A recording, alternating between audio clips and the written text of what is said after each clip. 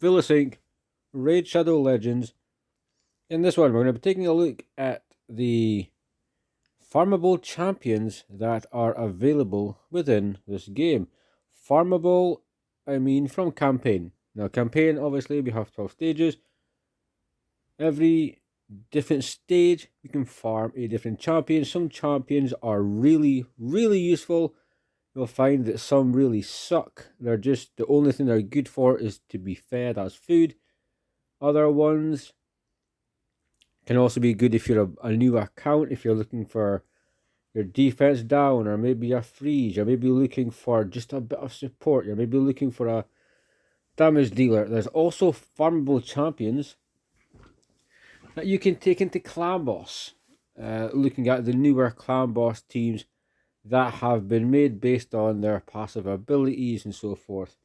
So we're going to be taking a look at all of those champions. So we're going to be jumping in, and I need to remember how I get to campaign. So when we go into campaign, this is what it looks like. So with farmable champions from here, 2 silvers, don't care. This champion here, duelist, is really kind of underwhelming. But I will say Commander is quite good. Not only is food, but she's actually very good for her passive. If you have a 6-star Commander, I'm pretty sure it was Cold Brew on the Free Brew account who used her. And I'm pretty sure there's been videos by Stu Gaming, who no longer covers Raid. He covers other content. He spoke of this champion for the storm, but heals the ally with the lowest HP by 40% of her HP. It's 2000 HP, so yes, there is a deficit because she's a green uncommon champion. But this could actually be very helpful to someone, so not to be really overlooked. You have Conqueror, who attacks with enemy twice as C, worth talking about. Removes 2 random buffs from the target, can be quite nice. Enemies killed. Okay, so you've got a block revive, which is very, I can't say I've actually read that about him, but to have a block revive is quite good. The one champion I was going to mention is Valerie. A1 single hit. The Ascended skill, because you're going to Ascended champions, increases the duration of all buffs on all allies by a turn. Also decreases the duration of all debuffs on all allies by a turn. And an increased attack buff. So increases your attack by 25%. So if you've got, for instance, debuffs on you for 1 turn left for duration, she'll wipe them off. And she'll also increase your attack buffs. So she'll increase your speed buffs or any other buffs you have by 1 turn. So Valerie is a very cool little champion. We don't really need to check much champions here.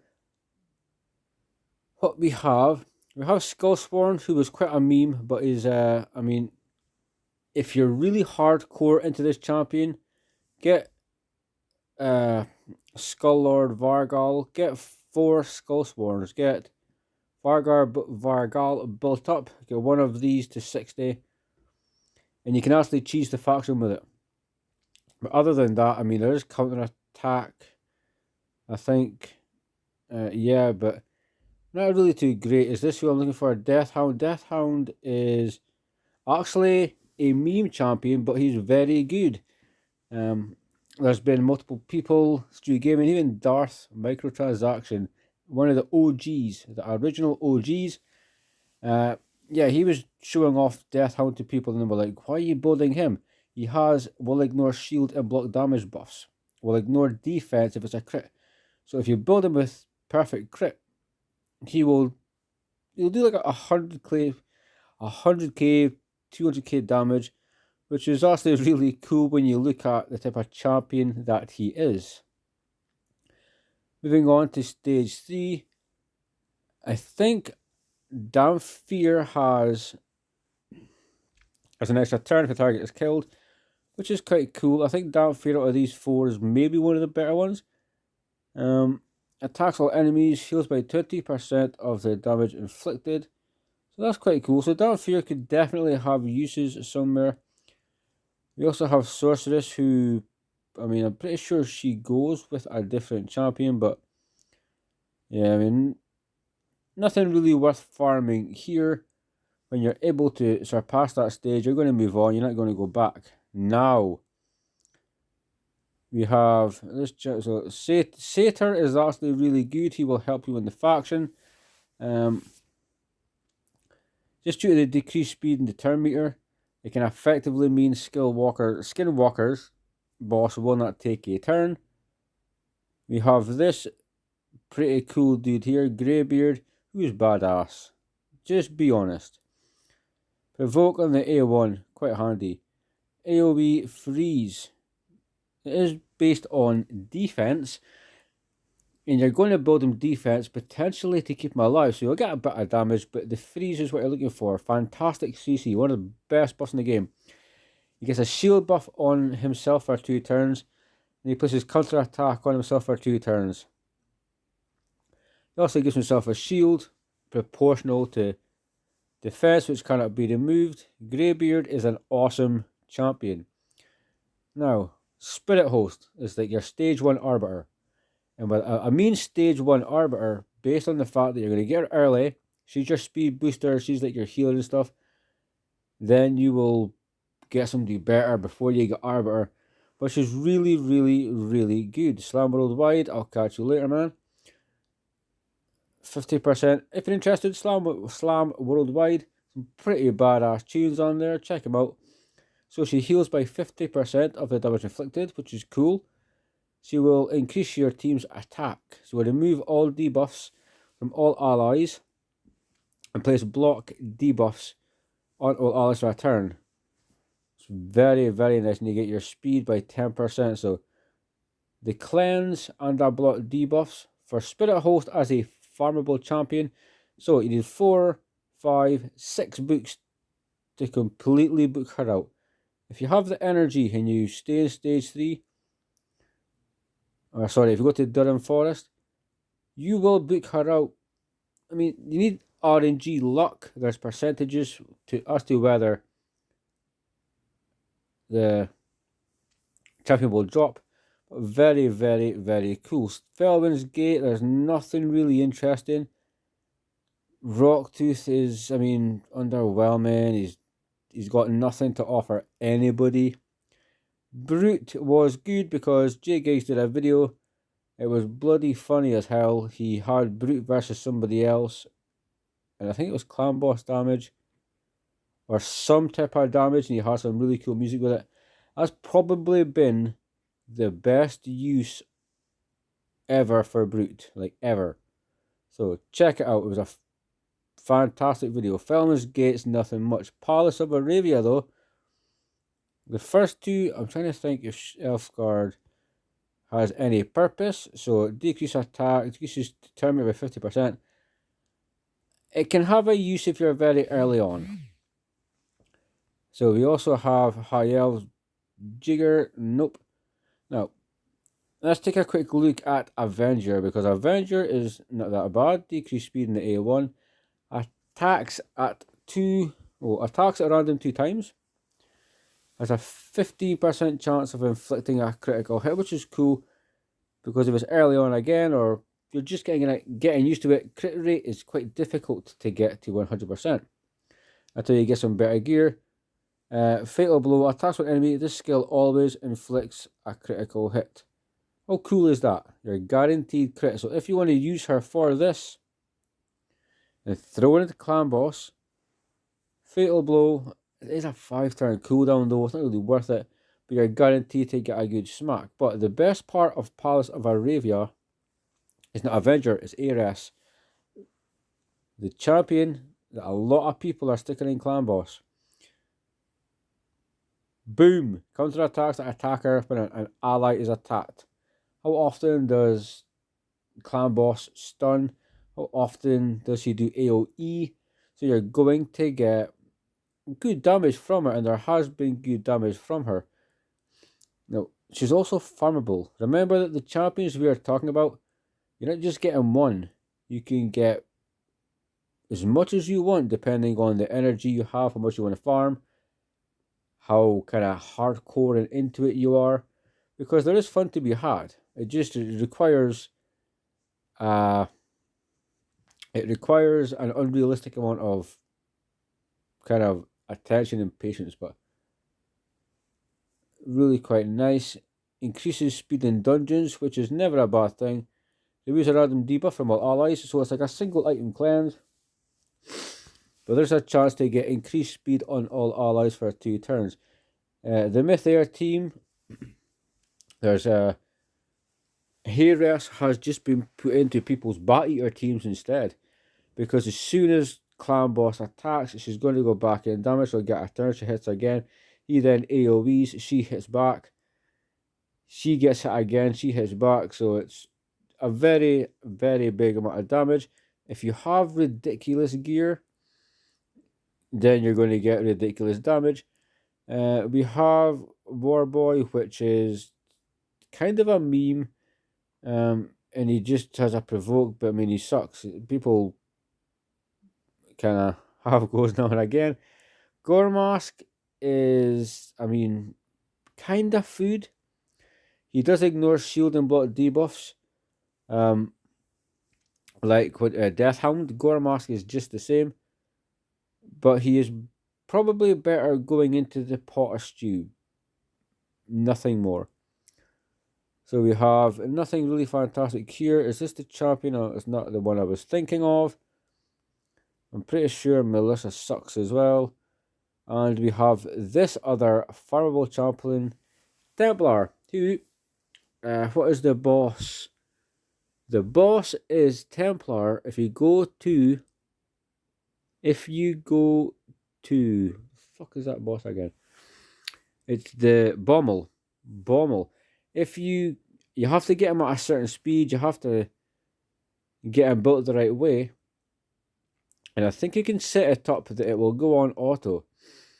And he will solo because, yes, he attacks, increases our resistance, but is this, this is the block damage buff on himself for 1 turn.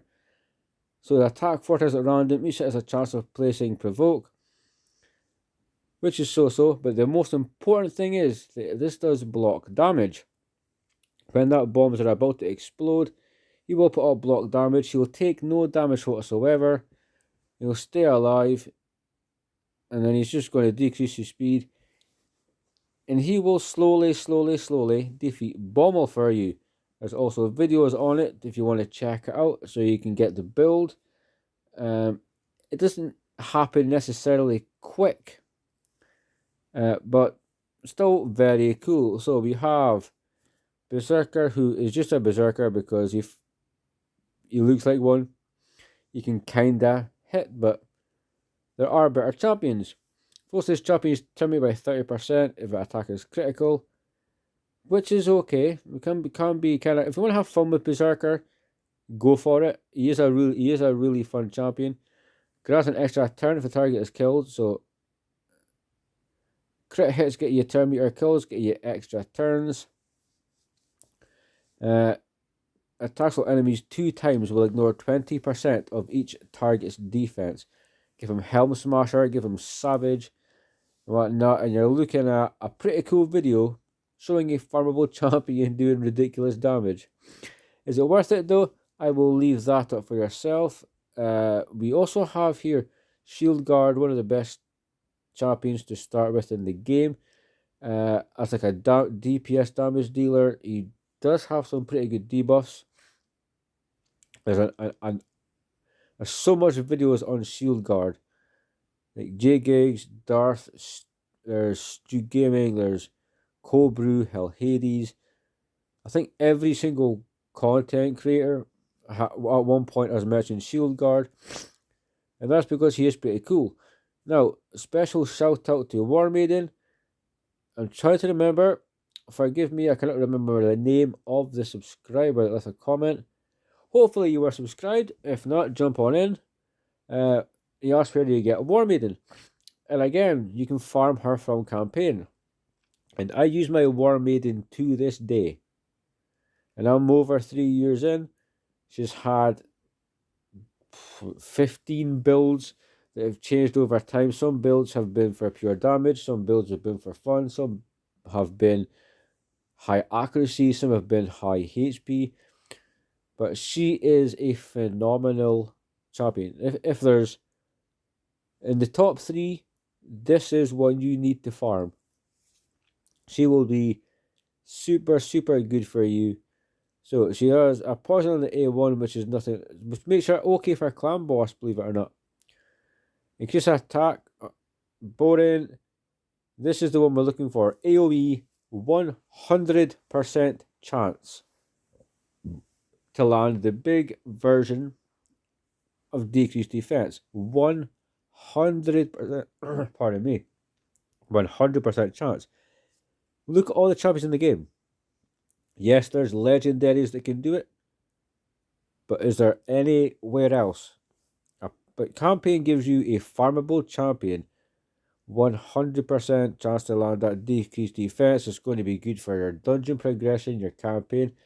It's going to be good for clan boss, because it goes on a 3-turn cooldown. You're also going to get the poison on the clan boss as well. It's good for the factions. She's absolutely amazing. It's good for Doom Tower as well. If you're playing Raid and you do not have a defense down and you are new to the game, drop some energy into Deadlands. You might get a pile of shards and nothing, but you might get 5 or 6 War Maidens. War Maiden is worth the risk because the reward is far superior than wasting 6, 7, let's say just say 600-700 energy. She is way worth fucking like 1,000 times more. Super, super, super good. Godfrey's Crossing, there isn't anything really interesting here apart from Saurus, who again most content creators have made videos on, who is quite cool. Double AoE attacks. So you just put on his A1, you block this off so it does nothing, and you can farm campaign if you have the gear.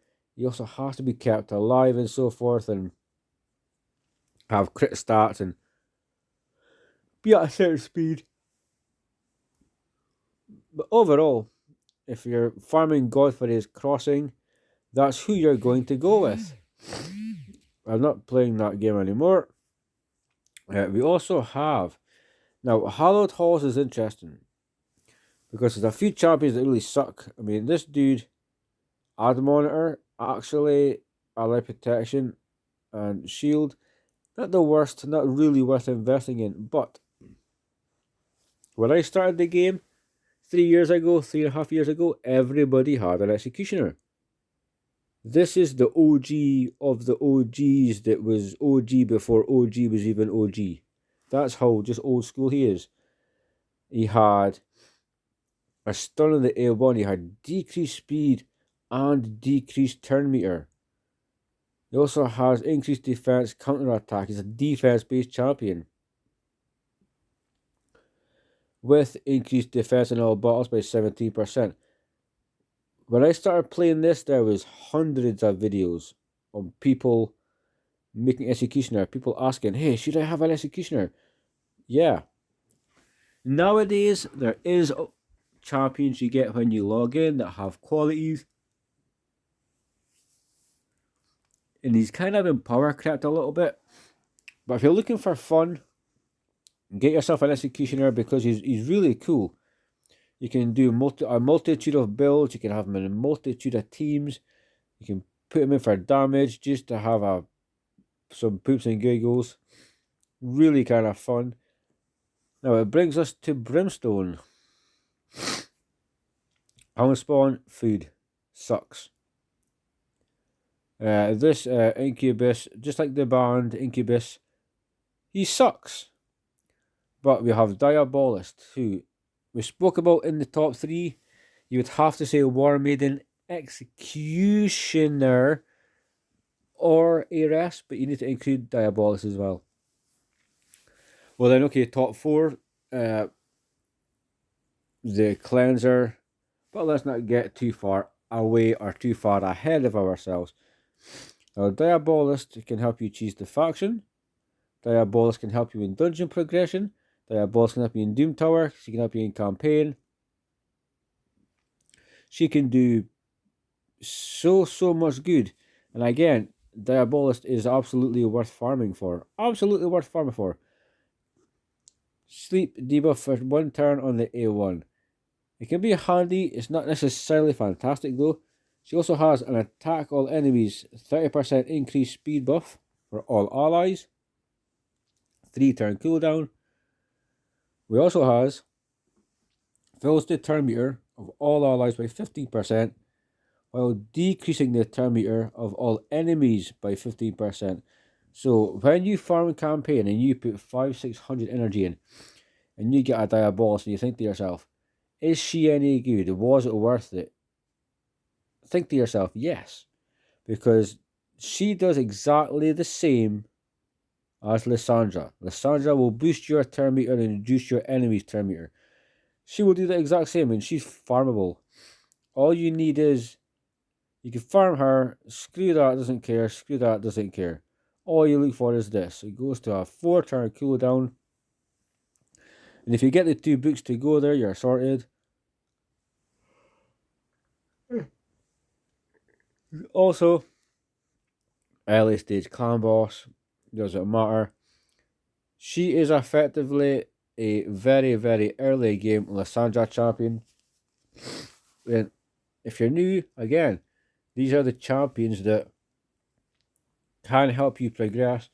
Yes, most of your campaign Farmable Champions have been power crept by newer champions like Syl, and there's Death Knight. There's just so much fusions nowadays with so many different abilities, and they do a lot of these better. But Diabolist is definitely old school. I've had level 50 or 60 Diabolist. I've fed probably about 17 million of them. Because obviously you will be farming stage 12 or stage 3 or stage 6 of whatever level you're on, because you will be selling shields for more money, or you will be going to stage 6 to get the boots, but you will be going there for the experience. And for me, that just happens to be stage 12, so I have had a lot of these Diabolist. I have had so many hound spawn, it's been unbelievable. But that's really, really going to cover it. That is all of your Farmable Champions that are readily available. Again, go to stage 6, get help with your clan boss team. Go to stage 4, you can get a cleanser. Go to stage 12, you can get a turn meter. Go to stage 9, you can get 100% chance to land your decreased defense. It's an AoE attack. I mean, come on. Really, is this a question of should it be done? It should be. It's fun. And if you're starting up and you're new to the game, and there's going to be champions that you don't have, there's going to be requirements for certain bosses or certain things, or in general, you maybe would just like something a bit more secure to help you progress. Well, that's where, these champions come in. These are all farmable champions. I have been Vilisink. I meant to push the X in the top corner. I'm not going to buy anything, but I am going to leave you. I am going to leave you guys to enjoy your day. I wanted to go over all of the farmable champions, talk about some of them. Some are worth it, some just suck. Some are only good as being food, some are very niche and also very, very, very fun. But I'll let you decide that, guys. So stay safe, keep on reading, and I'll see you soon.